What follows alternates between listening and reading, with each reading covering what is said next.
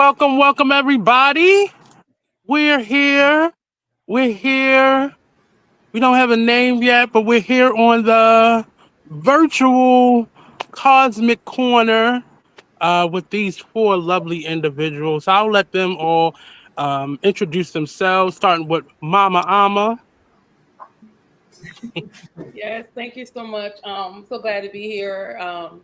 Mama Ama is one of my favorite names. It's one of my favorite names, and it is a glorious Friday, the 13th. Glad to be here. And for those who already know me, so wonderful to see you again. And for those who don't know me, I am a lot of things. But I'll begin by saying, if you read down below, yes, I'm a nurse.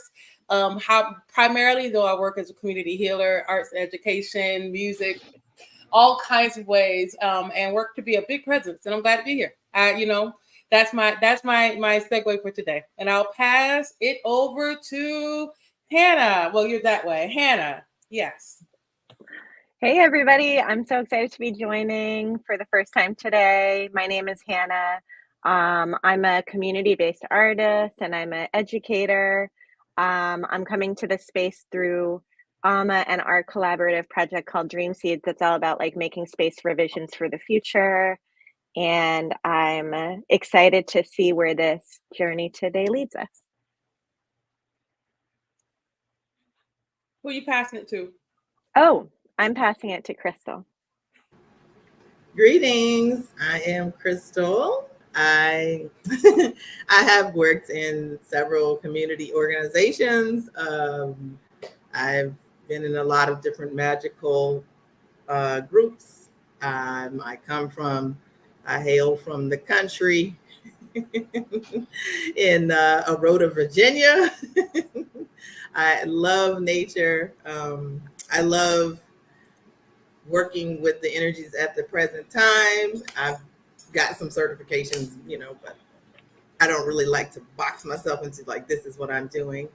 But I am excited to be here. I've been thinking about the conversation that we had last time since we had the talk, and 2 weeks really just flew by. So I'm grateful to be here, and I'm looking forward to what we're going to come up with today.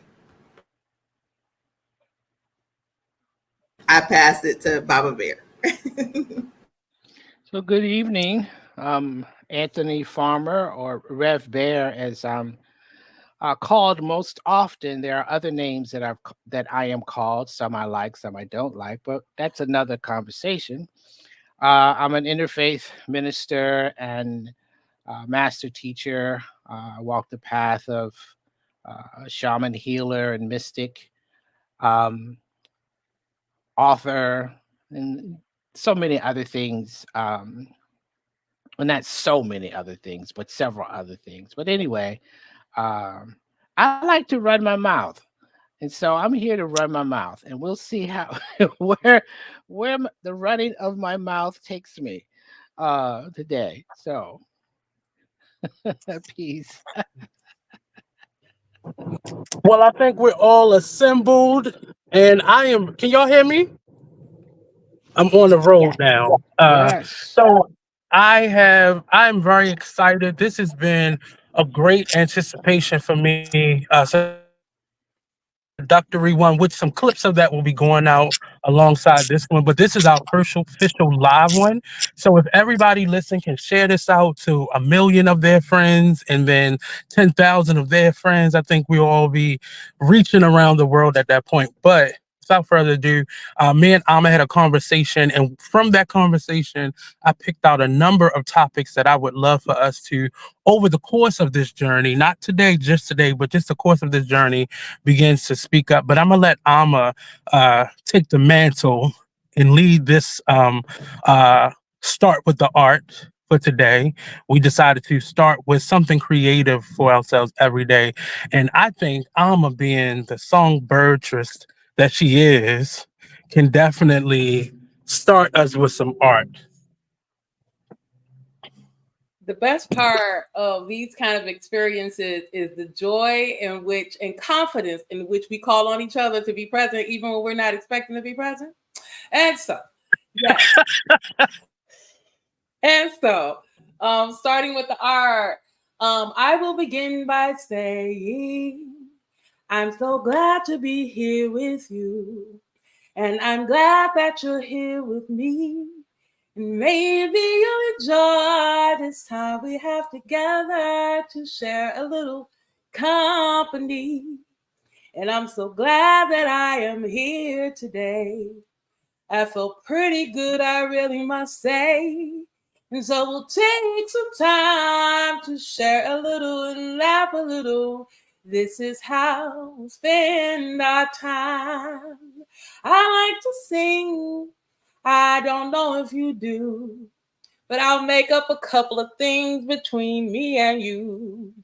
I like to tell stories and listen to them and talk about them with all of my friends. And I'm so glad I get to spend time with you. Yes, I'm so glad I get to spend time with you. So that's my start with the art impromptu. And I'm so glad that we get to do this because so much of life and art is impromptu. It's in the moment. Life is lived in moments. So I am so glad to be here where we will have a chance to explore some moments. And I'll begin by saying thank you, Nate, for curating such a lovely, lovely space for us to come in here together. You guys are hearing us talk about our last conversation, and that's when we had our pilot run. What are we going to do here? And so I'll begin by telling you all that most of these people some of them are just meeting, like we're all getting a chance. Y'all are getting a chance to know Hannah. And everyone is getting a chance to know all of us, but I know all of these people. And they are amazing souls who I've been able to do amazing work with. Yes, we have done amazing work in the real world as well as in the other realms. And yes, I'm talking about other realms because the people who I interact with, we often we journey. And so we're so glad that you're going to get a chance to journey with us. As Crystal and I coined in our conversation, where we have conversations that we don't have with everybody, but we're going to share them with you.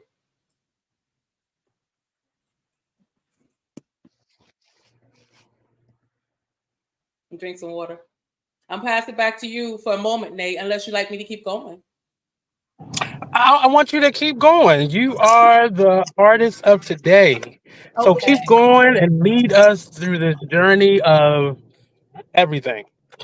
Okay. So what we want to do first then is create some space for everybody to come into the place.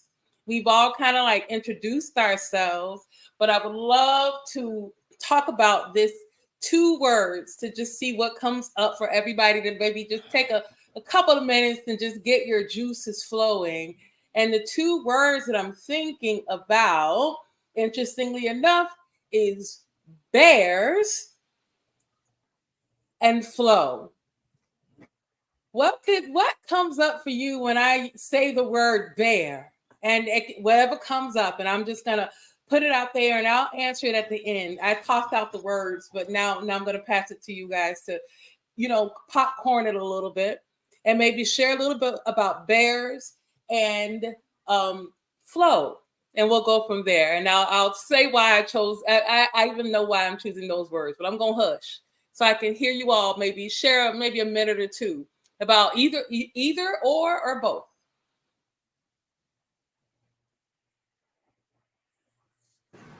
Well, I'll jump out there and say when you said the bear and the flow, I kind of focused on the bear part, and the thought that came to my mind was the bear hug, and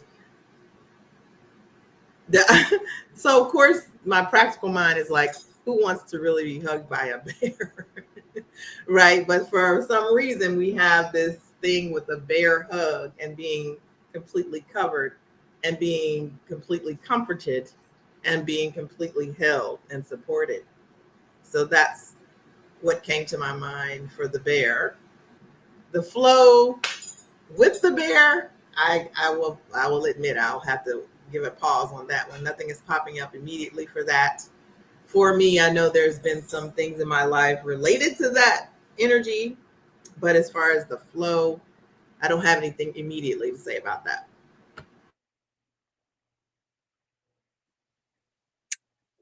A few things popped right into my mind, so I can jump in next.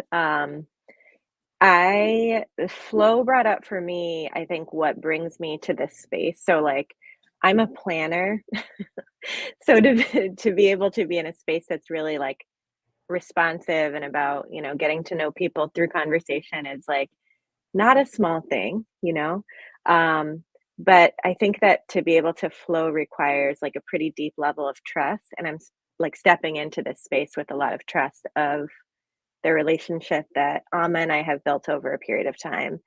And I'm thinking about we spent a lot of time like planning this like art exhibit, and it's like there was a public part of that, but the times that we spent planning and talking just between the two of us were maybe some of the most beautiful parts of the art. And so to be able to share that in this kind of setting is exciting.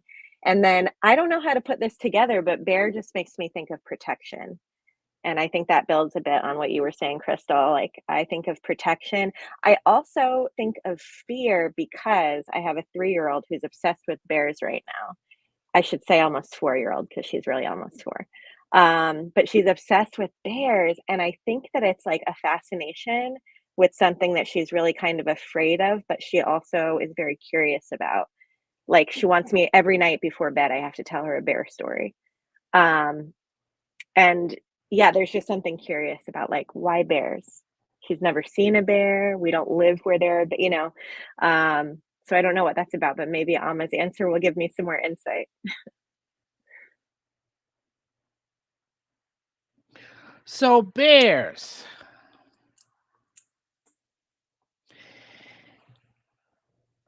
Oh, okay. Um, so I have one of my names, and this is more of a nickname than a spiritual name, is Rev Bear. And it is so because when I engaged in my first shamanic journey to discover my power animal, it was the bear. And the bear has been walking with me, or I've been walking with it, or we've been walking together, or the energy of the bear has been present in my world consciously, probably for the last 25 years. Um, at the height of my collecting bears, I think I had about 30 stuffed bears, all shapes and sizes and colors, from various places around the world. Um, bear to me, uh, and in Native American uh, spiritual folklore and cosmology, depending on the tribe, the bear has many different meanings. It has many different medicines. For me, what comes up is always the strength of the bear and uh, the bear being a healer, energy of a healer. And one of his nicknames is the pharmacist, of the forest, because the bears know which berries to eat at which times, which roots to eat, which grasses to eat. And these are all medicines. And so, the people would watch the bears and learn from the bears about the medical qualities of various roots and berries and leaves and grasses, in the woods. Um, and then the other thing that bears represent for me is love. Is love. Uh, as far as flow goes, when I heard the word flow, I had the vision was of a waterfall, and I didn't go any further with that. Just a waterfall. Um, it's just like my spirit is like, gonna get back to what you know. You know the bears, so talk about the bears. And I would offer that. And that's it for now. I did for now. I'll go next. I'm gonna go with flow first because I feel like I'm in my season of this being water and flowing through things and not letting any boundary stop me because water, no matter where it's flowing through, is gonna shape shift and shift around whatever is blocking it. And in terms of bear, I would say not what everybody else thought of, but for me dealing with whether it be struggle, whether it be temptation, whether it be just just life, because life is life in this season, and I'm in a space of feeling that I need to bear it and just flow. So when I heard that, that's what I thought about. I'm appreciating everything everyone said, and one of the things that it was interesting to me is that the bear, many of us thought about the animal, and I do have a strong relationship or kinship with the spirit bear. And I was like, why is bear the only word coming out of my mouth? And so I'm glad it did, because one of the things about our conversation together today is that it's me as this person, but it's this mama energy, but I have a relationship with each of you, and in some way Bear has shown up, which is why I'm so glad that you just brought Bear in with you, Hannah, when you talked about Willow. Like, I don't know why, but we're now dealing with this energy. And so to me, that feels poignant, especially the way that Bear came into my world. I love to find what I call golden signs or synchronicities or pattern markers. Like, I like to connect those little dots, especially when the bells ring. And flow just felt like, when I was looking at the backdrop of the water, and immediately that's where flow came in.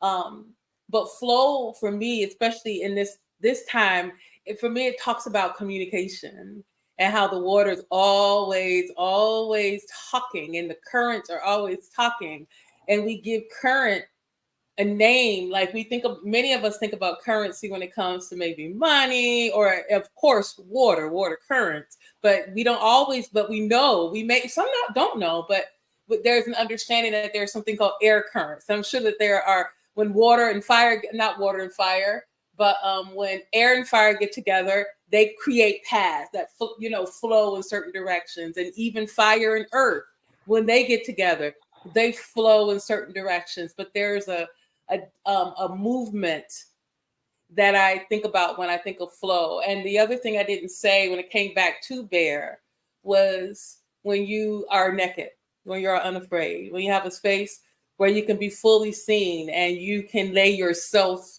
bare, a place where you kind of touching on what you started us out with, Crystal, which is around that energy of safe space, you know, and having that place where you can talk about the things that, touching on what you said again, Hannah, safe conversation, where you can talk about these fears. Give me these stories while I can hug you and know that I'm safe.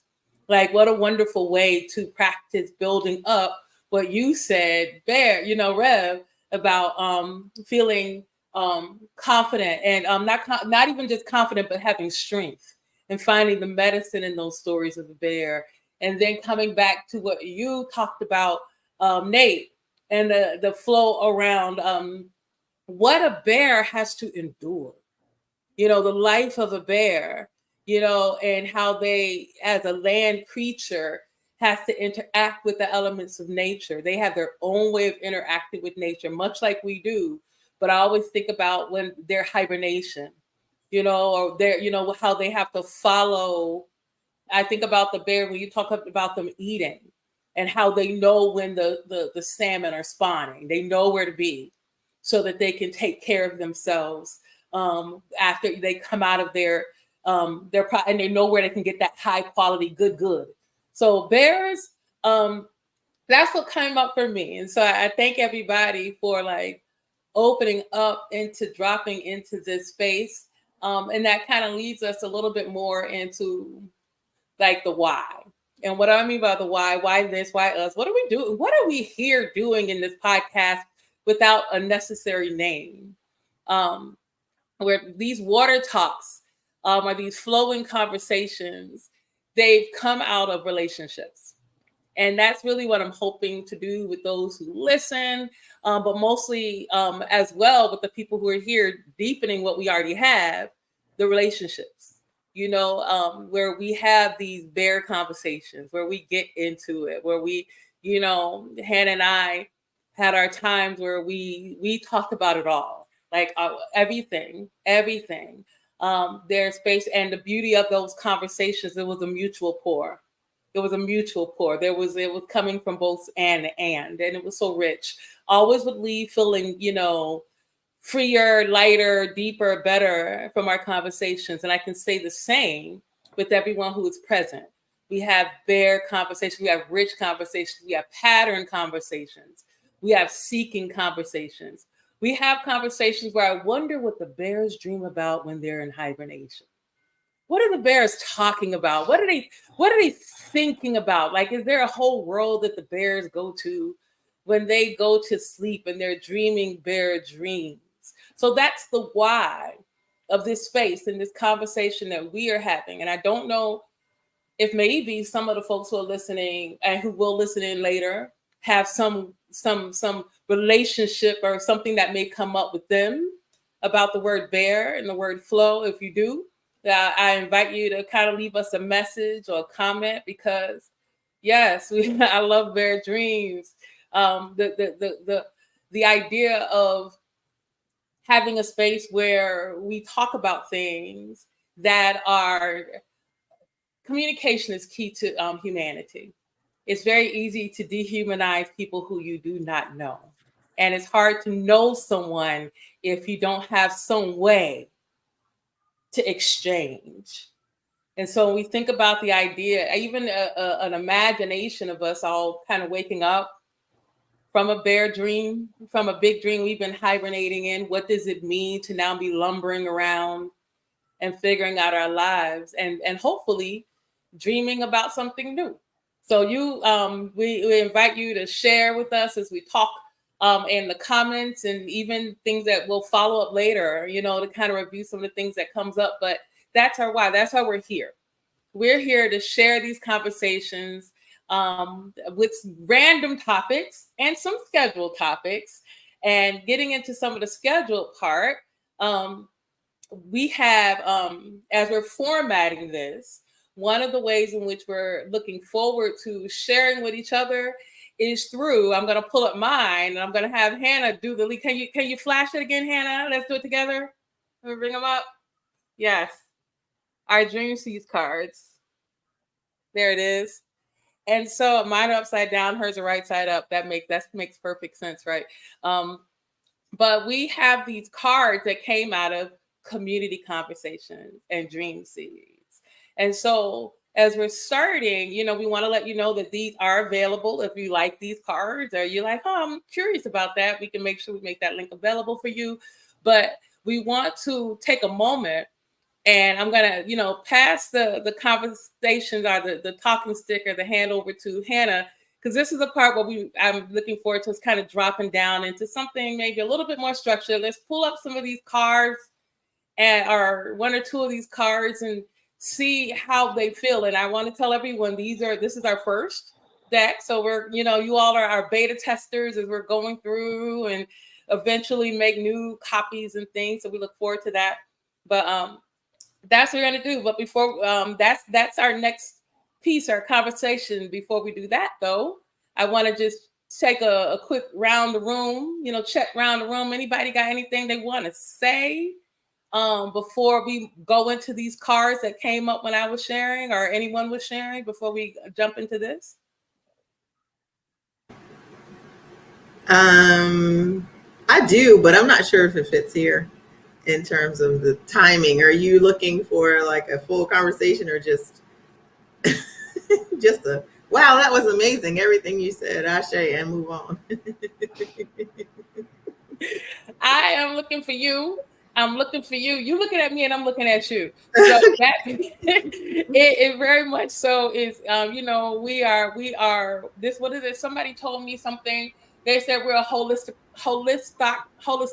or something like that. With a whole, we're not just one person. It's everyone kind of here. So I definitely give you strength or freedom to, if you want to share. We will move into the other side, but if we want to spend a little time, it's okay. If you well, the main thing I wanted to just drop in there real fast with the words bear and flow. As you all were talking, the last conversation we had came up where Baba Bear had to experience flow with spirit, and I wanted to throw that in there as well, just sort of throw that into the energy of what we're talking about right now, to show respect to the energy that we are creating right now. Just wanted to drop that in there real fast. Absolutely. Absolutely. That's the best part about conversations with friends. They flow. Like, hopefully. The ones that don't flow, I don't usually I don't talk to them all the time. So, that's why we're all here. We're people who've been able to flow it all the way out into the ocean, and drop it down through the rain in our conversation. So, I think that spirit is present. And you guys will likely hear us talk about words like spirit and universe and the dream field. So we're going to talk about those things, and we'll also answer questions, because there may be people present saying, could you tell me what that means again? So I'm putting that forward. If you have not already guessed, we're those people. So thank you. So all right, cool. We're gonna I'll pop it up to Hannah. Would you like to share a little bit about dream seeds and maybe take us into pulling a card or so? Yeah, definitely. So, okay, so I'll say like what this is. I think kind of mentioned it, but you can tell that there's like a coordination between the cards in my background. So, basically, Dream Seeds as a project came out of a series of conversations with anti-sexual violence activists, including Amma. And it was the intention, the project was originally called Move Slowly, and the intention was to talk to people about like their world building activities and like what keeps them going and what helps them cope with burnout and everything like that. And Amma and I like continued our conversation beyond just the interview. I was doing the interviews, and then I was like making these portraits of the activists, but we kept talking beyond the interview, and she refocused like what was actually coming out of the project on dreams. So this idea of dreams and flow and like creating space for imagination, which is what I think at least part of what we're doing here. That's what I'm getting from what we're doing here, is like making space for imagination, maybe without an agenda, which I think coming out of activism is pretty radical act and not something that we always have time to do. So these cards are designed around the interviews, around some of the other people that we were inspired by, and around some of the like tenets that we came up with about what Dream Seeds as a project was about. The project ended up being these tapestries, the interviews, and then a series of sound portraits that Amma did, and like a series of workshops. So what I'll do is I'll just pull a card, and like in the spirit of any other kind of deck, like a tarot deck, it'll be relatively random, although I don't know, maybe Amma can speak more to randomness not really being random, but I'm still learning. So I'll pull one, and if it brings anything up for folks here in the space, we can talk about it. Sound good? I love that the one that I pulled is actually a quote from Amma. So I'll hold it up and read it. So it says, "The words we speak and sing create a soundtrack for our lives. Free write for 2 minutes in response to this idea. What words or terms do you find life affirming?" And maybe you want to speak on this, Amma, but I think that this card came out of the practice that you have of like writing lullabies, like a self-soothing practice.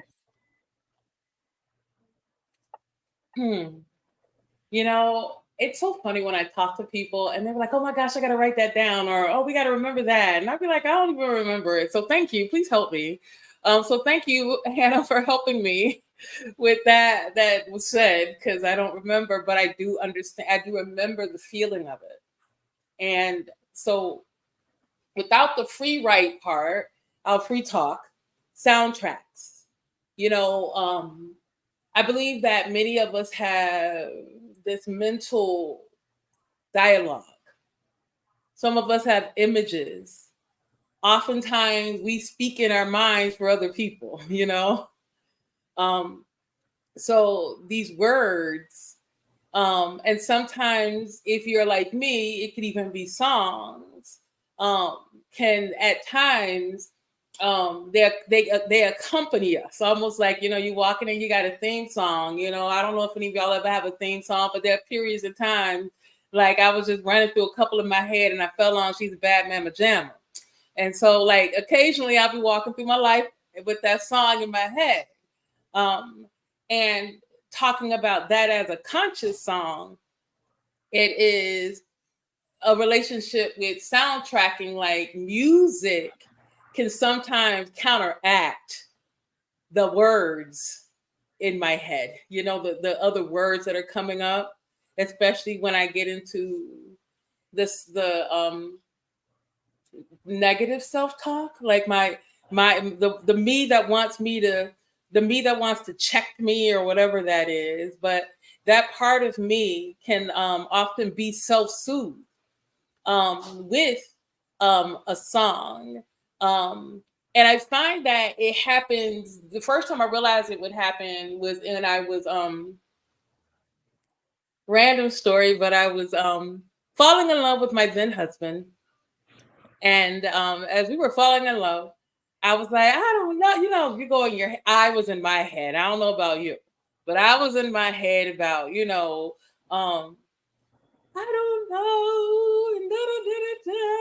and we were going all these things. And you know how, like, I didn't even hear the words of the song until the chorus dropped. This happens to me often. In fact, I know I've mentioned to Crystal at least once where I've had songs come in or songs show up in our message, but the song came on the radio. I was like, look at you, God. Look at you, God. And the song was a song by a group. I don't think I ever listened to anything of theirs. There's a group by the name of 112. And it said, true love doesn't matter. It doesn't matter unless you give it a chance. And I was like, oh God, you got to give it a chance, huh? You're telling me I get to open up. And so the power for me around songs showed up then and other times, including, as you also said, the fact as someone who writes, I will write a song. I'll make a song in a minute, as evidenced by today's Start with the Art. But that being said, that's where I think I'll leave this in the spirit of words. How words can be helpful or harmful. I believe that music can be the same. I think that sometimes we can judge someone's song because we need a different soundtrack. So they're listening to a soundtrack that meets and matches where they are. And I'm like, it's easy to judge out. Talking about that, I'll never forget the time I was in a club with some friends and a song came on and I left the building. I left the building. I said, nope, no, thank you. I don't even want it. And I'll conclude it by with soundtracks and how you can use care with them. The first thing I would say is really about becoming aware of it, if you can, like becoming aware of the stream of thoughts. Like, did I say, like, catching yourself while you are mindlessly, we talk about mindless scrolling, but sometimes the scroll is happening in here. Like subliminally, these things are just kind of rolling through. And if you are with others and you are, one of my favorite energetic practices is presence. I'm just going to be there. What are we doing? And in being present, you might be a gift to the space of being the one who begins catching what's being said and what's being done. Really good with kids. As an educator, I see it often with the children. Like, you want a response from me, don't you?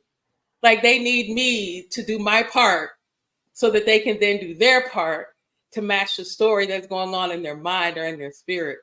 And so I use that paying attention and presence to not only to disrupt the soundtrack in my own self, but the soundtrack and environments where I'm at, if I can. Sometimes I can't do a lot about that, but that's my share right now. Thank you. Can you read that card one more time? Sorry. Yes, absolutely. Okay. And this is the back of it. The words we speak and sing create a soundtrack for our lives. Feel free write for 2 minutes in response to this idea. What words or terms do you find life affirming? I think we came up with that free write. Like, again, we are kind of free talking, but like to the point that sometimes it takes a moment to identify things that, like, I really appreciate what you were saying, Amma, that we just say to ourselves all the time, and like what we need to count. It can take a minute because it's so ingrained, But yeah, so what words or terms do you find life affirming is the actual question.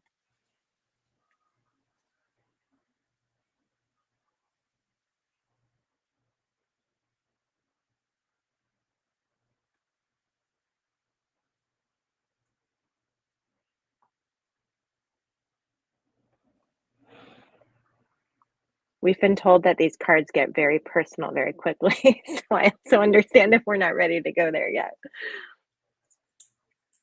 I was just like, I'm having, it could be just kind of the time of day, but like being defined is a little bit challenging for me at this moment. I understand the concept though. I think that, this all takes me back to what my mother used to have us do, where she would have us write a decree for our life. And then as I've grown older in life, I've begun to see, oh, I'm living what I've been decreeing, that's been sort of like shaping my life. And sometimes I'm like, I feel connected to the decrees, but I get into this rhythm of saying it without actually thinking about what I'm saying. And it makes me think about most everything that I've learned in my life when I've interfaced with it. And I'll go, I don't really know what that is, but I'll practice it or I'll try it. And it's exciting to me always to see that the thing that I'm saying I'm going to try, it always works, even if I don't really know what it is. So like for right now, when it comes to my decrees and the words that I've been saying and the words that have been circling around me, it's like the energy that comes to me frequently now is living in the time of answered prayers. And so it's like, it makes me go back, take a look at the decree, and then start reading what it says. And I'm like, oh yeah, I see this in my life right now. And then for the things that I can't see, then I will say, let me see it. I'll put that out I'll add that to the decree. Let me see the evidence of this in my life so that I can expand it even more. So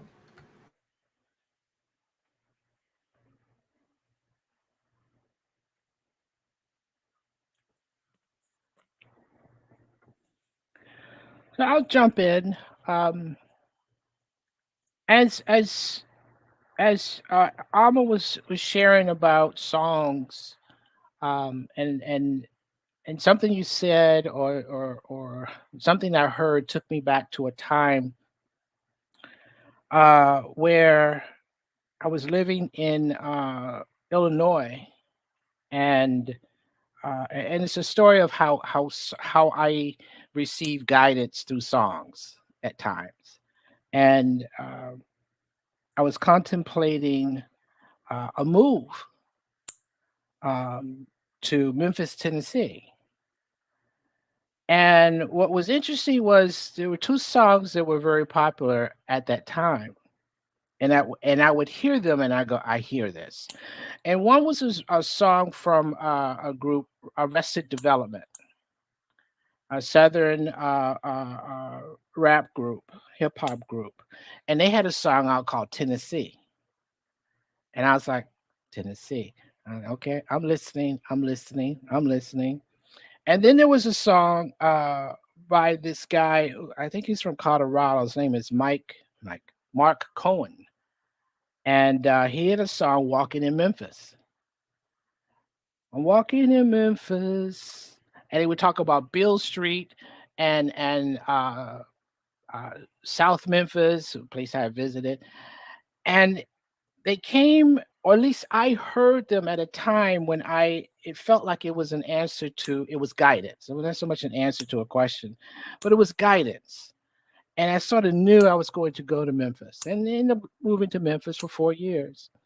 Um, and so it's a becoming aware or remembering how I receive messages through songs, through the music.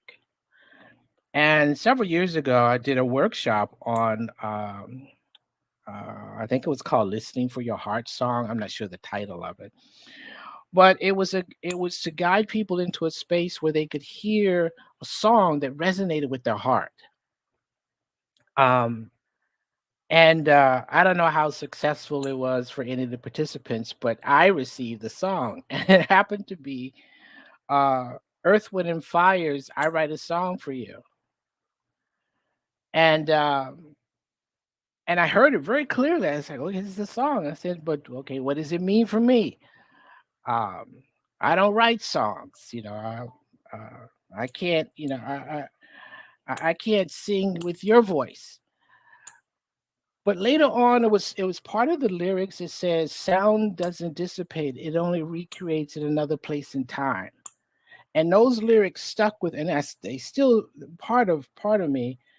And it's like, we don't die; we just go to another place. The sound doesn't die. That song doesn't die. It just goes to another place in time, and it speaks to, uh, the immortality of spirit, of song, of frequency, of sound. And it's like, okay, I get it now. And another part of the lyrics, and I don't remember correctly, was they talked about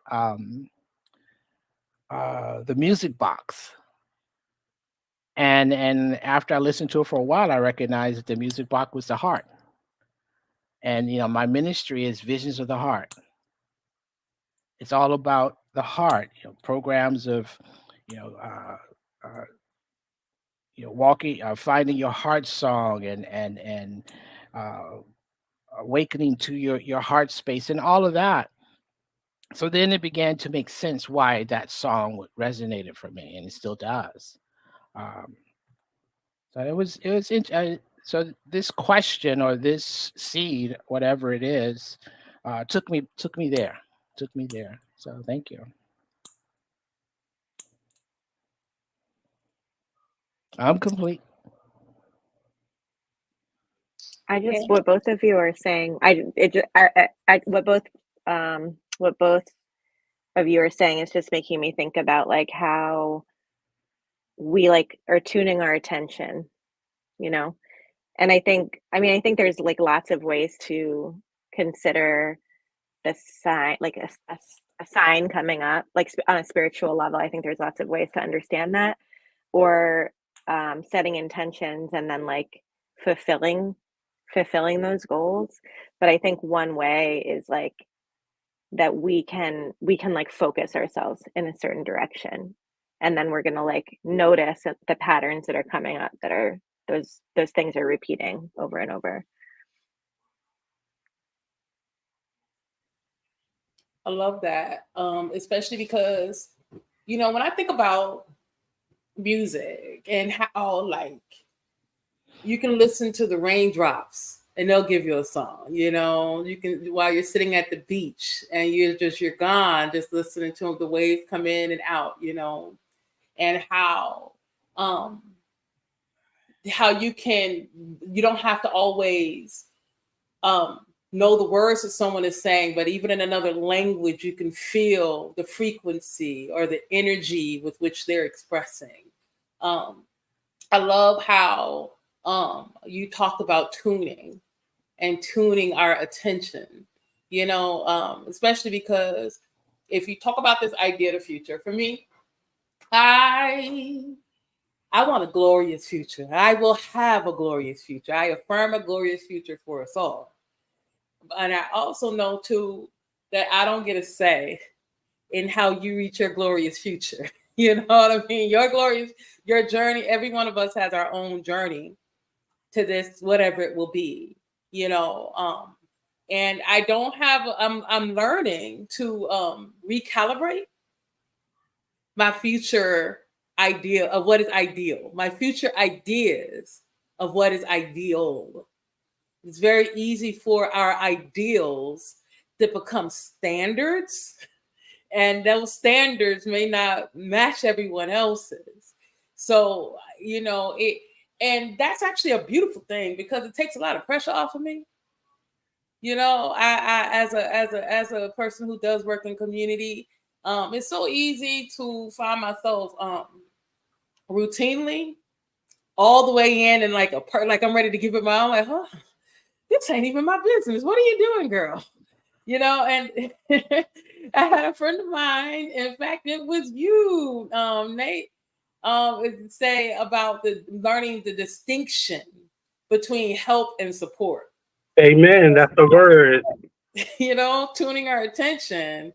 Um, that's a pretty deep distinction, you know, when we talk about what's affirming and what's helping and what is what, because don't nobody know what my exact wants are, but every once and again, some people can pay enough attention, they can become attuned to what I want and begin to, is this it? And I'm like, oh my God, you know, anyway.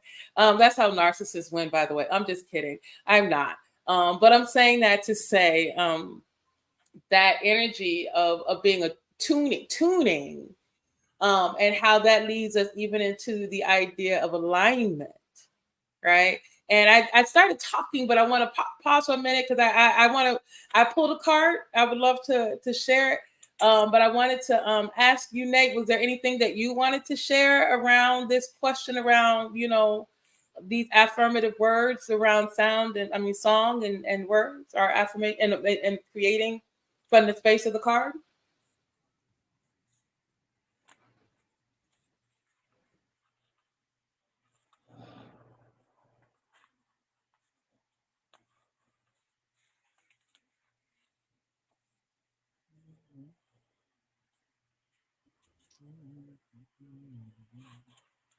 And we could always come back. I just wanted to make sure that I did not leave Nate out the conversation. He's the man behind the well, actually he is the man behind the curtain.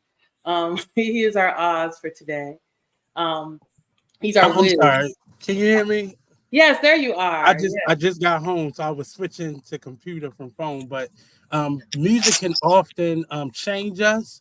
It can guide us. It can denote emotions from a certain experience. And I know I'm gonna take this in a totally different direction, but it just music is in my way, it's something that spiritually, especially people of color, we go to it so much because it defines our culture, our history, our struggle, our existence. Even, you know, from that, you know, we just lost Frankie Beverly. Like losing him felt like all cookouts on hold from this point on. But it because that music defined us in a way that I don't think it ever has before. And music definitely guides me. Whenever I'm feeling, I'm not a crier. You know, sometimes, you know, we don't know how to emote, so we just don't do it. So when I'm sad and I want to be in a sad space because I can't cry, I'll turn on something, some spiritual or some music that'll get my physical self where my mental self is. Just to feel that feeling sometimes. We've grown into a space where we're not even allowed to feel the way we want to. So we have to go to secondary ways to do it. And music and melody for me is definitely, I don't even, just the first chords of a Luther song, and I'm already feeling love. You know, just those things. The way Alma can belt so softly, but yet just evoke those. Like I love singers, as you can see. I don't care about your words, but do you have the ability to touch me with your gift? And that's what music is for me. I know I took that in a totally different direction, but I interpret it that way.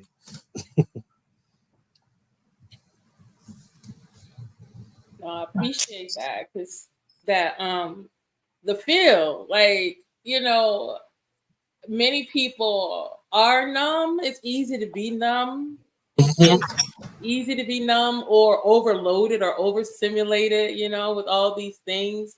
Yeah, we don't have maybe commercials like we did back in the day that would kind of seed our subconscious. Like I know I could probably name a commercial right now and every last one of us could recount the words to the whole jingle without trying, but that seeding with sound and with words, it is it can be a tool to help or to harm. And so it brings me back, like especially with you sharing how you use it yourself for your own activation, almost like I need something to do to move this for me, and to help me to feel that again. That's what I was really feeling from you. Yeah, that also makes me think about like one way I'm gonna try not to get super I'm also like in school again right now, so sometimes in these conversations I feel like my brain is gonna make connections to things that are super academic, but it does make me like numbing, I think, is a response to being okay with systems that are not okay. Like it's a way of getting by, like it's a way of coping, and something that I'm thinking about a lot right now is what art can do that words cannot do. And I really heard that in what you were saying, Nate, like how art can move us in ways that are like beyond words, literally. So yeah.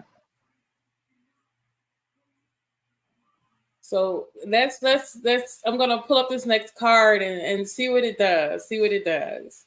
It is this one is from the manifesto. And so I'll turn the words around so you can kind of see it here, but I'm not gonna be able to read it. I'm gonna read it out loud because I don't think y'all can see this card. Not yeah, anyway. The card says the seeds that we tend to are the ones that will grow. The seeds that we tend to are the ones that will go. Now, we're not going to talk about wild seeds because wild seeds have a spirit of their own. We're going to let, wild seeds are about their own business and they are being tended to, but maybe not by you. But their own inner selves. But when we talk about the seeds that we tend to are the ones that will grow, which emotions or thoughts occupy most of your attention and which could use more? Which are the things that maybe you want to put more of your care and time on? So we got this idea of the seeds these dream seeds that we tend to are the ones that will grow. And when we're dealing with that, which emotions or thoughts occupy most of your attention these days? And maybe what could use more time? I think these cards were a way for Alma and Hannah to just get in people's business, to be honest. I know that was one of the responses last time. Can I add something though? Because I'm so glad that you said wild seeds because it makes me think of like the wisdom of the bear that we were talking about earlier and the idea of like learning from nature and like learning about like an ecosystem of care.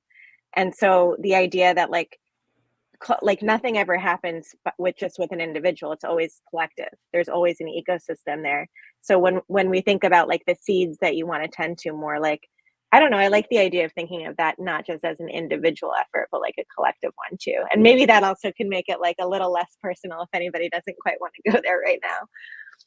And I mean, I do want to say, like, this didn't end up on the cards, but something that we were always talking about is like the personal to the political and everything in between, like the community level, the family level, like it's all like nested together. So like some of them are hyper like self-oriented, but I feel like they can apply on a bigger level too. But you're not wrong. I think we do like to get really personal. I'm gonna say time lives rent free in my mind. And I woke up one day and I was 41 and I was just 25 with energy and could just bounce out the bed, no stretch, no 2 hours of sleep. and time seems to be like a factor for me. And in the space of aging, but also in the space of fulfilling my what I think is my life purpose or my dreams and goals. So time outside of everything, even making money or doing my art, time seems to be like persistent and popping in and out of my brain whenever it feels like it, whenever. But this time, I think time is definitely living rent free in my mind. That's a song. Mm-hmm.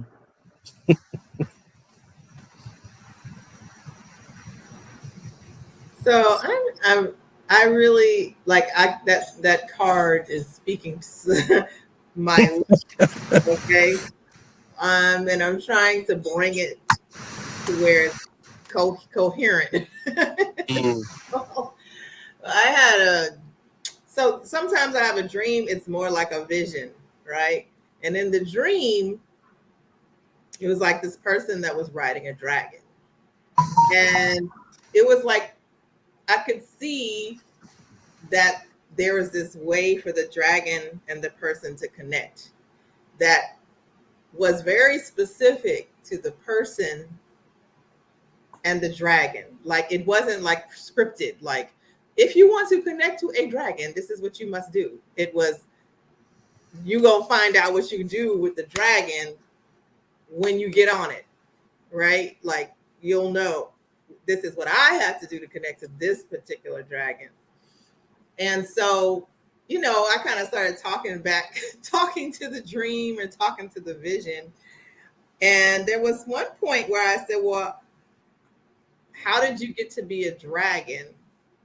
And it said, it's based on it's based on the energy patterns that you focus on. So it was like you guys think of animals or symbols as just okay, there's a number two, or there's a cat, or there's a geometric sphere. You think of it like, oh, it's there, but it's like you're creating the pattern that generates the image of a dragon. And so the question I've been asking myself all week is, what is the dragon then? What is the pattern that I have been, because it's here. Whatever it is, it's here, it's big, and it's powerful, which can go either way on the spectrum, in terms of who's looking at it. If I'm looking at such and such, I might be like, oh, that's big and beautiful. And from another angle, I might be like, that is big and horrendous, So, but the point was that I have created this energy that is here, and it's big and it's present because that's what I've created. And not only have I created it in this life, this timeline, right? They're like you've been working on it from all of these different angles, these parallel lifetimes. You've been working on this dragon from here when you were this, and from here when you were that. And so, and it was like highlighting, this is why sometimes we don't understand what's going on in our life, right? Because you're like, look, I know what I did when I was in my 20s, 30s, 40s, and 50s. I know what I've been focusing on. I know what I've been working on. That's just one plane of work. So it was really amazing. So I've been thinking about, and we talked a little bit about because initially when I saw it, I was like, oh, the dragon is the soul, and the person riding the dragon is the body. But then I talked to another friend of mine, and they were like, how do you know that either one is static? And how do you know that the person on the back of the dragon doesn't have a dark and light side? The dragon has a light and dark side. The soul has a light and dark side. The body has a light and dark side. So the dragon may be, may change. It may not be that the dragon is always the body or the dragon is always the soul. And that just It just pushed the whole dream out into this other thing for me, you know. But the point that stood out to me based on your card was that they were like, whatever the dragon is, it's what you've been building. You've been building and creating to this point.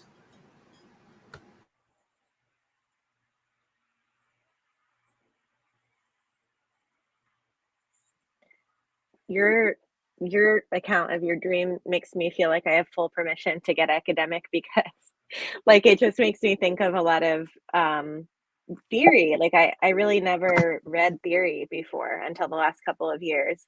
And I've been reading a lot of theory that is about the idea of like the social construction of reality. Like we make things real by how we are engaging with them. We make concepts real by how we are engaging with them.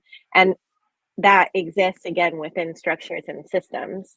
Like that's not to say that huge problems in our world are not real. It's to say that like we always have a choice of how we like navigate within that. And I think like a social construction of reality idea within knowing that, you know, we live in a pretty fucked up world. Like I feel like a social construction of reality or like this idea of the dragon can be like the spirit or like is I think what it does for me is that it gives the power that we really have to co-create something different. You know, I don't know if that just took what you were saying in a totally wildly different direction, but that's what came up for me when I was hearing you. No, I can see the connection, and as I was listening to you, it made me also think where I asked the dragon, um, how did it get to be a dragon? It makes me want to ask, well, how did we get to be a bear? This collection, and the words that came out of the words that came to your mind earlier, bear and flow. What have we been building? Whether we met each other different times in the ethers in our dreams to bring us to this place of safe conversation and a conversation that would flow. That came to my mind as well.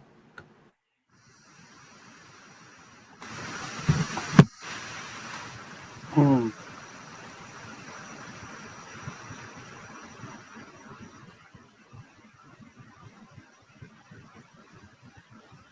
Somewhere recently, I heard something about like a mythical animal that was both a dragon and a bear.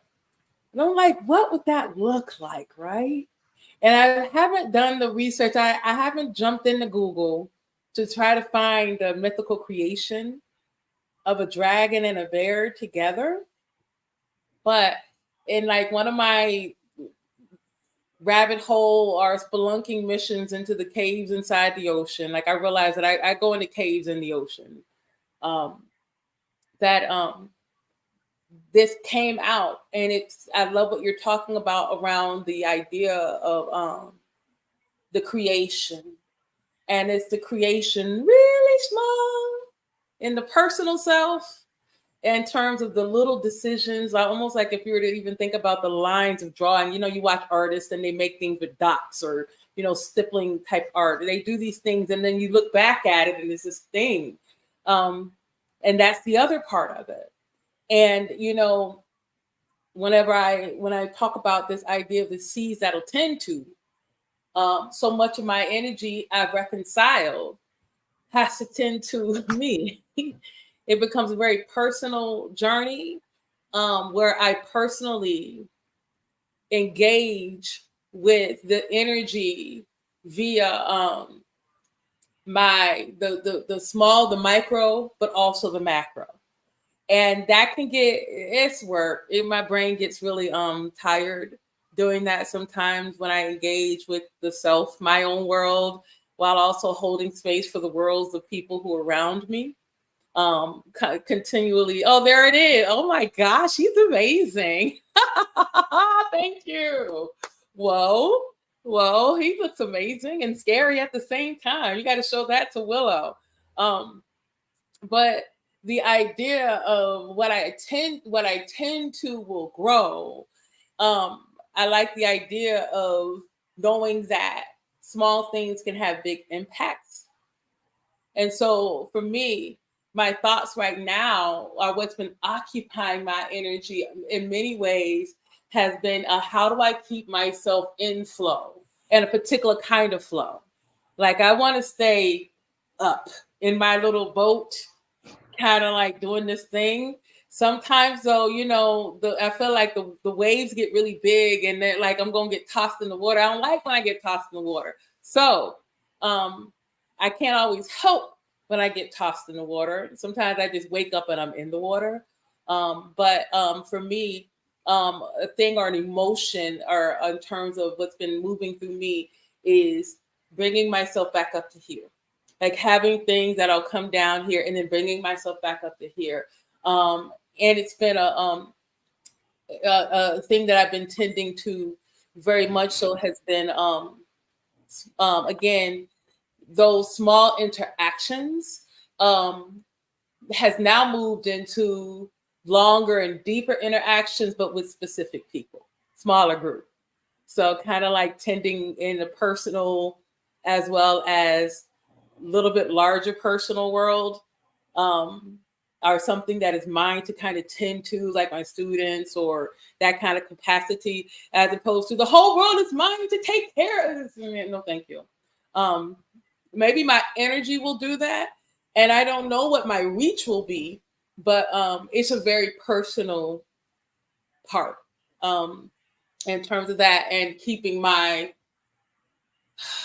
head out the water, that kind of energy has been strong. So that's what comes up for me in the idea. And thank you, Nate, for showing us a picture of the dragon bear. Wow. Hello. Oh my gosh. He's amazing. Thank you. Yeah, I was a little surprised when I Googled that together. There were a lot of images. I was like, oh, okay, this is potentially a thing.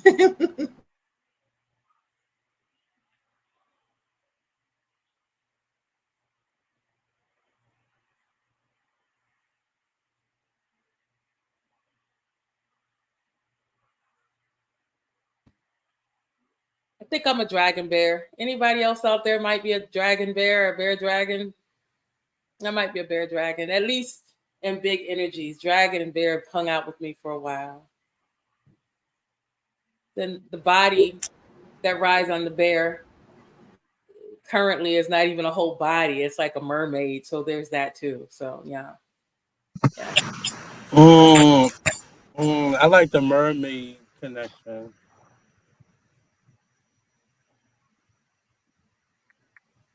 This article says that it's a fusion of strength and majesty. I like that as well. That sounds nice. That fits. That definitely fits.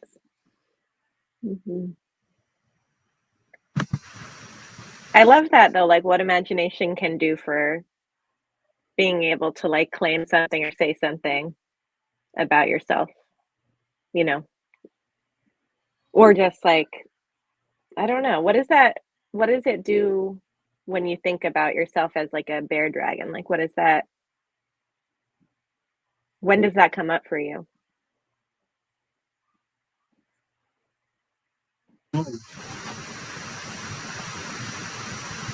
That's for you, Amma, since you called yourself a bear dragon. But maybe other people on the call think of themselves as a bear dragon. I don't know.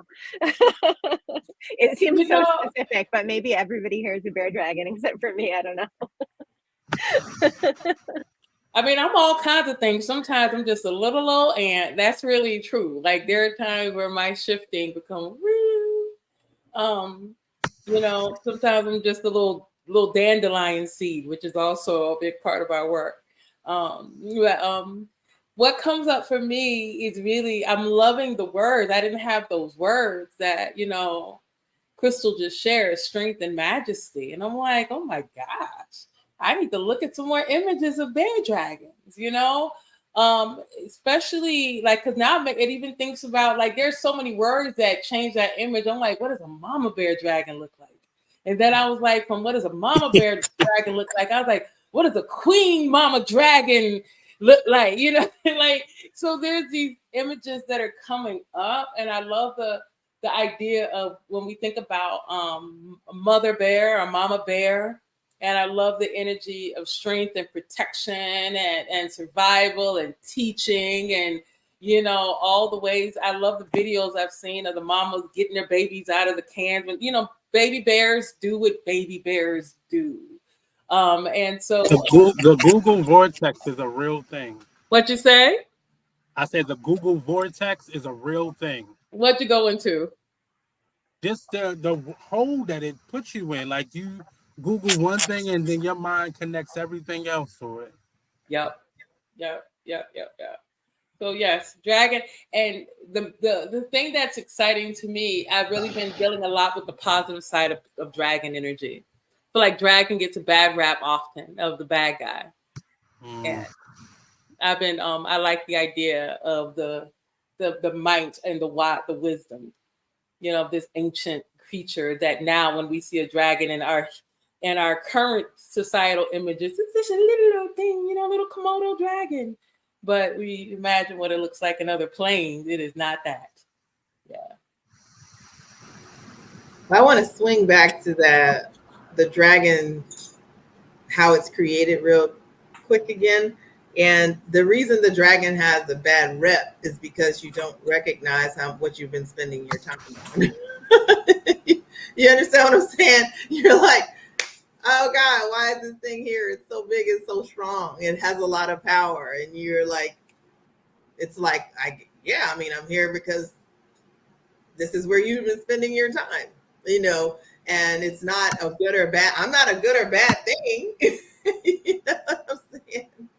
It's just, this is the weaving that has been happening, and then now I'm here. So then the dragon gets the bad rep because it has the power to come into your space and be what it's going to be and what you have wittingly made it into. So you're it's like, oh God, it's taking over everything. Well, it's just letting me know what I've been focusing on. You know? That feels really aligned, Crystal, with the coming back to what Hannah was saying about the social construct energy of the dragon, you know, and what we have created as a community collective. Like, you know, all the silent agreements, a lot of it, I know, like, I'm not even going to pretend that it hasn't been by force of certain people who exercise their power to, you know, to shape. But I will say, like, at this time, you know, we kind of see this huge dragon or bear of a problem or dragon of society. So many people have this, oh my God, it's gonna eat us up. You know, what are we gonna do? Without what you're saying about bringing that back in. And I'm looking at this question we have here, talking about this energy and awareness seeking, and how does my body invite and host this energy? For me, when that brings us back into that one of my favorite words of presence, and how when you are still with it, then, you know, when you're still with it, you can still deny it though. You can deny it. And so moving from acceptance, being still, and then accepting, or you begin to understand and become aware of the mental picture. But moving into Quentin's question about the feeling in the body, if I were to just think about what it feels like to be strength and majesty. So, as you see, I'm feeling that in right now, and I feel it very strongly here. The very strong presence here in the top part of my chest, and I also feel it activating in my seat as I sit. I feel very activated in being right now. And how did I feel like I've become aware of it? You know, that's a funny thing happened. No, you know, there's these stories that oftentimes bring us images. Sidebar, imagination. I began playing with that word with Crystal the other day, about the idea of image nation and how a lot of our world is based on images. This inner nation, our world, our concept of structures are all based on images and the meanings we give those images. And so when I think about that idea of feeling it now and seeing it as myself, it is a really powerful connection between how dragon began showing up in my life however many years ago, 13, 14, maybe longer, stories about that. The bear energy started showing up and then it became really close and present. If you want to talk about the idea of like Chinese astrology and being a mama to a water dragon, or having people gift me bears and seeing bears, and I have all bear things like people get every I would talk to someone, I'm walking bear, I'm this bear, I'm like, oh my god, I'm Rev Bear, the energy of the bear. And so I've continued. That's how I believe that it began to show itself. And even while I would even find myself calling myself that, and you can have these things and choose to. This is our self power. The self power for me, or the decree power the word you pulled up, Crystal, had a lot to do with. I can say what it is because I say so. And so, in that decree, I began to define that those things were important, or I noticed them for myself, and then I noticed them with others, and I noticed those energies, oftentimes creating a sense of safety and connection. So that's how I would say, for your question, Quentin, about how it moves in my body and how it feels in my body. I hope that helps. I hope that explained. And coming back into finishing up again with that idea of the image nation, for those of us who want to curate and dream of a new world, or at least it ain't even got to be a quote unquote new world, but it definitely has to be a world that works. This one works how it's supposed to. So I don't know. But those of us who wish for something different, are dreaming and seeding the future for something different. I like the idea of us waking up to different images of ourselves and different images of what's possible, and allowing them to come in and using whatever force that is, if that's our dragonfly or our bear dragon energy, to help create it. So Red Bear, I'm gonna call you in, my dear friend in the blue, matching blue. You've been a little bit, I think that have there been conversations happening in your head, or are you just witnessing the flow here? The truth, there have been some conversations in my head, not long ones, but the truth of the matter is, and this is a conversation in my head. It's like, I can't get the flow. I can't get the flow. I can't get the flow. I can't get the flow. I hear the question. It's like, I can't get the flow. I'm not finding the flow. I'm not aligning with the flow of our conversation, of this conversation. So when I sit back and witness, it's a little, I wouldn't say easier, but it is a little easier. But then when I come forward, energetically come forward to contribute, I can't find the flow. I don't know what the flow, where is the flow? What the hell is going on? So and I found myself, I'm not participating. But I'm present. I'm listening to everything. I'm not contributing to the conversation per se. But it's been an exercise of when I come forward to contribute, I can't find the flow. I'm not meshing with the flow. And so instead of trying to force it in, I sit back and just I'll hold space. I'll hold space.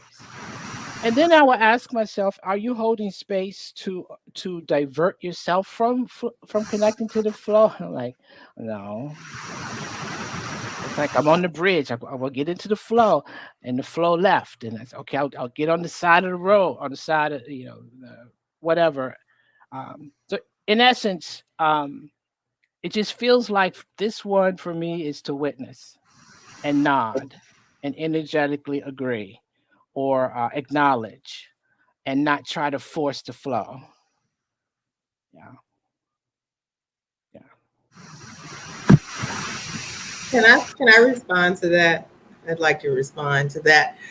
One of the things we talked about last week was how, like, how will we do this without a bullet point type approach to the conversation? And one thing that sticks out in my mind when I come together with people is the number of people, and then the number of roles that are created in the space naturally. I think that because of that, we end up coming up with formalized names. But whether or not we have formalized names or not, it's going to take the shape, and the authority spaces will be all filled in. And so when you were saying how when you kind of fall back and you're witnessing it, you can see it. Then when you move closer, you're like, let me fall back because I can see it better from here.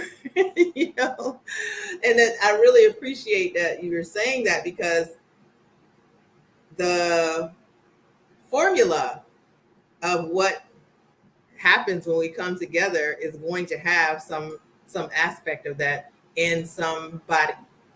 A role of, if there were 5 roles, it's 5 of us that, let's say, run a meeting. You know what I'm saying? There will be like this prism of the roles taking shape in the conversation.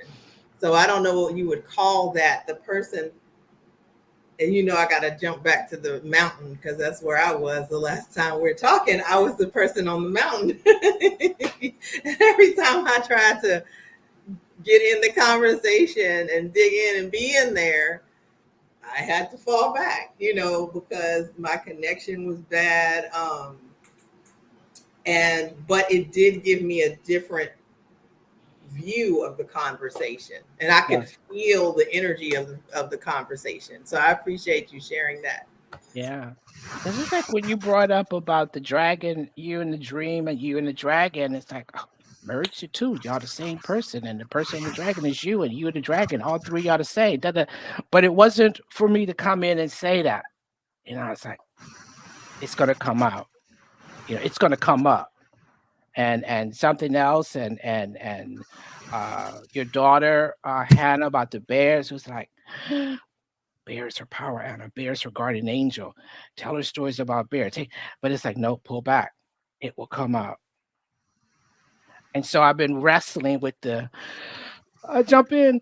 Because then I'm like, I told these people I like to talk, and I'm quiet as hell. So I'm just, right off the bat, lying through his bare teeth. But Do you know your learning style? My learning style,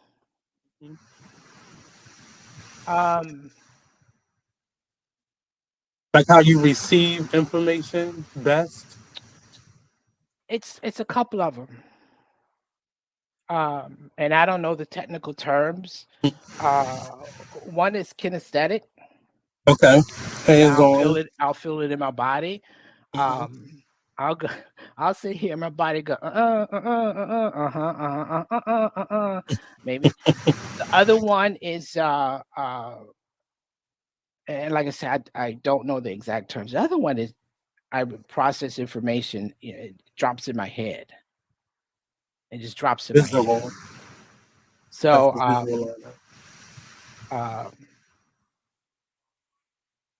yeah, it's a couple of them. I found out. It's a couple of them.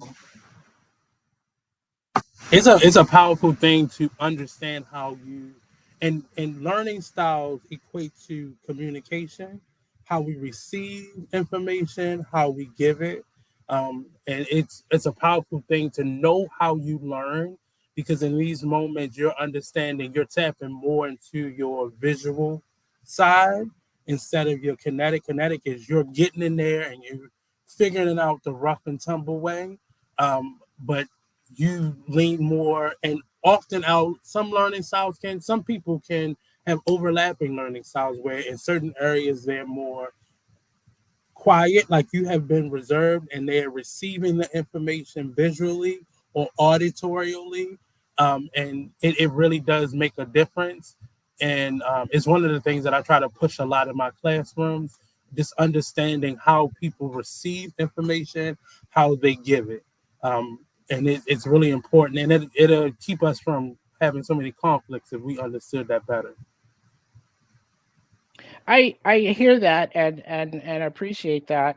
I know my experience has been uh, sometimes it depends on the energy of the group, Hmm. Hmm. and the energy of the group may ask me to be the listener, to be the holder of space, to keep the mean dragons out of the space and let the good dragons come in. And then other times it's I'm all up in the kit, all up in the refrigerator, Mm. all up in the mix.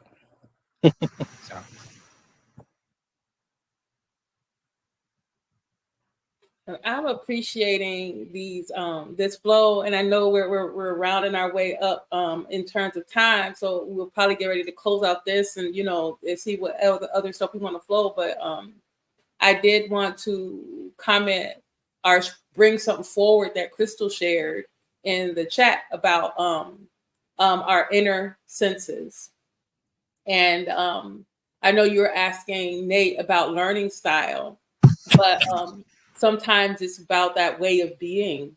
And what I'm hearing from that way of being, and some of the things you even talked about being a lot of clear cognition, like just knowing, Rev. And so that knowing and the body connection, it's just like it is a journey, and one of my favorite things, that trust fund, building up our own inner trust fund, which is a big part of what it means, I think, to be a dragon, to be someone who is unapologetically as much of themselves as they are being called to be, as much or as little. And that's not even dragon. It could even be a shapeshifter, someone who is energetically adaptable, like, someone who's able to kind of be what they need to be for the time that they need to be it, even if it may not be what they always are. Like a one size always the thing. It's like a dynamic force. All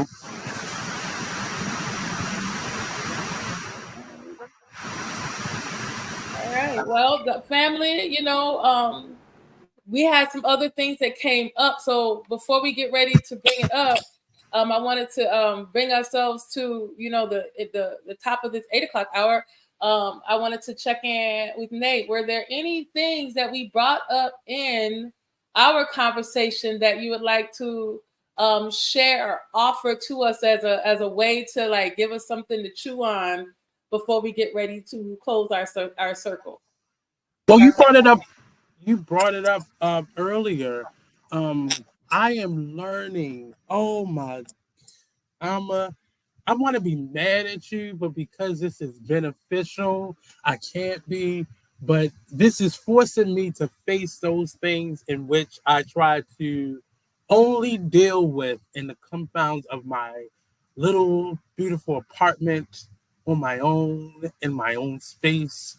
So I thank you for even bringing this to your group by way of communicating with me to actually make this a living, breathing thing so other people can live. I watched a interview with Yanla, and one of the things that she brought up was um, I think she was. I don't think she meant doing Iyanla Fix My Life was a mistake. I think she said not having complete control of the platform was her biggest mistake in terms of allowing producers to dictate her spirituality or her gift. And in saying that, you brought up earlier knowing the difference between um, helping and supporting. And I said that in Yana's story to say this platform is for all of us. You know, as we have guests come in and out, like Hannah came today and will come back soon, and the four of us are here. It is a space for me. Like, I don't feel like this is mine. I want to share this um, and have ownership with you all in this process because, as I said, I'm the little nephew here, and I'm here to learn. And that message of one of the things that we talked when we were talking, it popped up because that's a lesson that I'm in right now was support and help. I can no longer, where I'm at in life, help people. And that sounds crazy. But help to me, in terms of what I mean it to me, is me without asking you, jumping in there and just doing something. You haven't asked me. You often don't even know I'm doing it. Um, and if something was to go wrong, guess who is to blame? Me.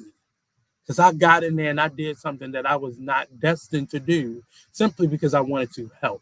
And I'm saying in this phase of my life right now, I can only support you. That means you have asked me to do something and I've given you a clear, honest response in terms of what I'm able to do for you. And if that is okay, that's okay. Let's get this done. I'm here to support you. And I'm learning my verbiage is very important because words I've been taught have innate qualities. They have to seek out the mission of the tongue. So if I remain in a position for a lot of these people that are greedy and hungry for success or money, if I stay in a helper position, they'll never value me. They'll never value my gifts, my talents, my love capacity, my love language. They never understand it, nor will they value it. So I can only be in a space of support that gives me leverage, that gives me protection, it gives me value. I brought this to you. This is what I said I can do. And I leave this scenario not feeling empty or broken as I would if I simply helped you, but I feel empowered and mutually benefited because I gave you what I had to give you and nothing beyond that. You know, that idea of filling my teacup up and giving you whatever comes over the side into the saucer. I can let you soak all that up, but I can't let you get inside my teacup because that's what I run off of. And if I start siphoning out what's meant for me, I will continue to be empty. I will continue to go without and be hungry for the things that I deserve in life as I keep knocking away my blessings to be a helper. And that sounds weird to me because we've been groomed to understand these words mean this, but the application of them definitely means something way over here. And it's totally separate. And that conversation I had with you, I've been trying to have that with so many friends, and they just didn't get it because they didn't see my value. But somebody who I randomly met at an old Lou event years ago has now come full circle in my life and allowed me to not only um, introduce this Nate to the world, but give me my voice and help me find my voice and me being more empowered and centered and grounded. No matter what the storm is, I will bear it and I will flow. That's what I have to say. Did we ask for that preaching, but we got that teaching? Did we not? Did we not? That's just what was on my heart today. And thank you for listening. Absolutely. Absolutely. Go ahead, Rev. You wanted to say something? I would say for someone who uses references to a teacup and little and you're gonna have to let that go because that don't fit you. You got a big dump I'm a truck preschool full. teacher. I'm sorry. ocean full of love and light over there. So no more teacups, okay? No more teacups. No No more more teacups. teacups. Let that go. I got I'm you. I got you. I'm just like really resonating with this idea of like the maybe microcosm of what we're doing here and like the ripple effects of so like being able to show up with vulnerability or talk about things in a public setting that we might otherwise be dealing with in our own minds or like you said, Nate, like in our own living rooms or whatever. Mhm. There's something really vulnerable about this, and I appreciate the invitation to step out of my own comfort zone into what what we're trying to figure out that we're doing. But I think that if we consider it as a way of being together mindfully that models a good way of being together, like Rev Bear, your kind of like meta moment of I don't know why I wasn't. This is why I wasn't stepping in. I wasn't feeling the flow. I mean, like how many times just in any interpersonal moment in our life do we have those moments of like naturally coming together or not? But we don't usually take the time to explain what's happening or like process through it. Or I don't. Maybe you do, but and so I don't know. I think that that's one of the things we're doing here is kind of like bringing some transparency around all of these processes of trying to do something collectively.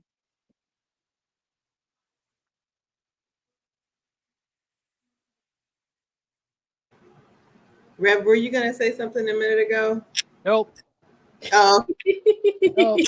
I thought that I was like I didn't want to jump in there, and but Nope. I just wanted to read like um, put 5 on it or say whatever Hannah was Well, just let saying. me be truthful. Okay. Probably, yeah. However, I recognize that there is a Baptist preacher in me, and you do not give him the opportunity to step up at the late hour because he would take us to the third hour of Sunday service. So, nope, I ain't got nothing to say. Let me mute myself. Yes, I just wanted to tell the energy around us that we do know what we're doing. We just don't know what to call it, right?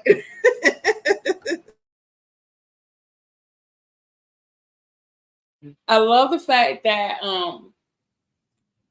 you all are getting to know each other and the help and support, and like I feel like I'm living it right now, with you, Nate, like that distinction.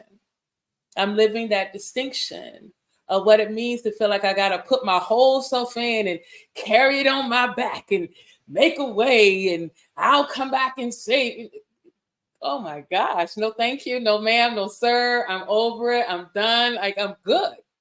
And it's not even that, there may be energies that might feel like, well, but you couldn't, but you can. I was like, actually, I couldn't, but I did. And so that had a cost. And that cost is one that I'm not going to any longer eat. There's this a song from Sweet Honey in the Rock years ago. One of their pieces that I haven't listened to it in a very long time, but it was a song called Oughta Be. Oughta Be, and it's about a woman, and in that chorus, the chorus talks about a way out of no way is flesh out of flesh, and way too much to ask of any one woman. But I think that's the truth for any person. When you got to make a way out of no way, that means you're taking something from something. And that, in the spirit of helping, it feels a little Robin Peter and Pay and Paul and Jim and Joe and Crystal Sue. Yes, the solutions that end up creating more problems, as opposed to the energy of support, where it becomes, how do we make rock soup as a kid? One person had a potato and somebody else had some tomatoes, and I got some rice, and I can bring some plates. So I got some broth in there. I made some chicken broth in the freezer, where it is a scenario of everybody do a little, ain't nobody got to do a lot. And when we create spaces that are inclusive, this is, I think, symbolic of that, because ultimately, that trust is built through the places where you make connections and the places where you fall apart, where you're walking on, I don't know what this is. And that's still a connection, even if you're not seen, because we're holding this energetic field to get us across the bridge. Like, so like, oh, we made it across. Like, how did I get here? Well, you're on the mountain right now. Well, you're not in the mountain right now, Bear, but you're like in the cave. I'm using you as an example a lot right now. But so I appreciate it. So I'm really appreciating everyone who's come here. I think of everyone here as being access points to the divine. Like, I can't say it any other way. Like, everyone here has an access point. And I like those are the people who I talk to all the time. And so the people who are here, I'm saying this now, maybe next time I'll say it at the beginning. The people who are here are people who I have invested a lot of time in conversations and building relationships with. And so I know the depth of who they be. And I'm excited for us to, play in the kiddie pool if we want to. I think there might be times where we might just splish and splash and just keep it all up here. And there may be times where we're going spelunking, like, yo, the word might be well for today. What word are we having today? Like, what are we, that we'll see. But chasm will be the word. Like, my brain could do that.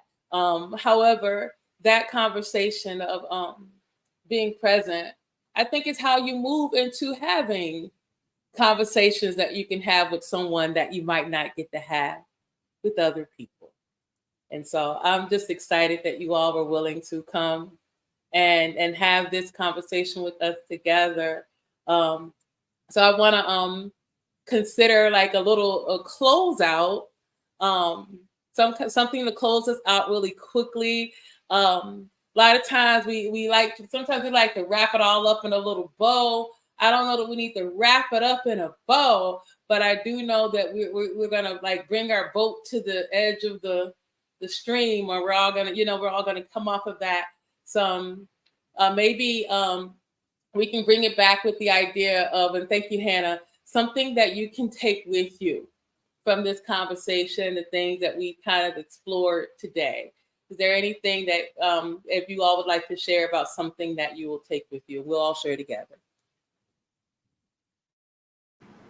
Well, I know that everything that Nate was talking about in reference to support versus helping, I know there's this general thing about don't give over, don't overgive, but I really love the way you broke that down and made the distinction between help and support.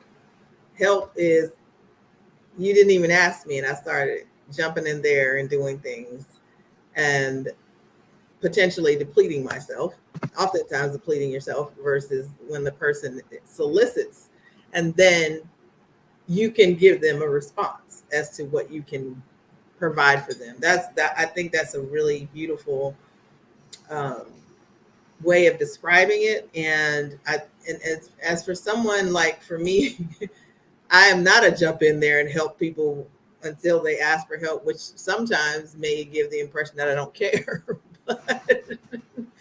But I think that knowing I'm on the other end of that spectrum where he was, where he might have been helping, it does help me to move a little closer to not necessarily asking a person. I mean, not necessarily doing for them without asking, but being a little bit more attentive to folks in the sense that maybe I know how to truly support them. I'm one of those people, if you don't say nothing, I'm pretty much, it's going to go over my head. But that's what I'm taking with me.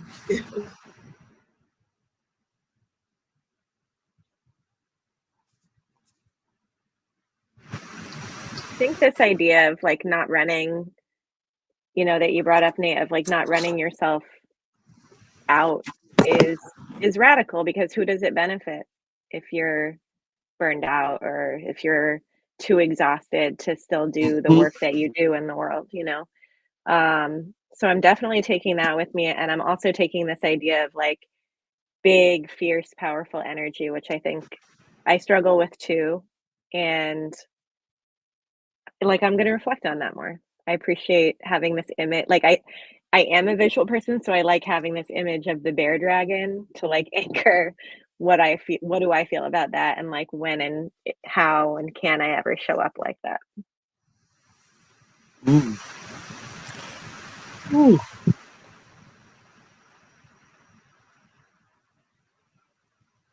Presence. Experience of presence. I'm complete. Mm. Jesus wept. Um,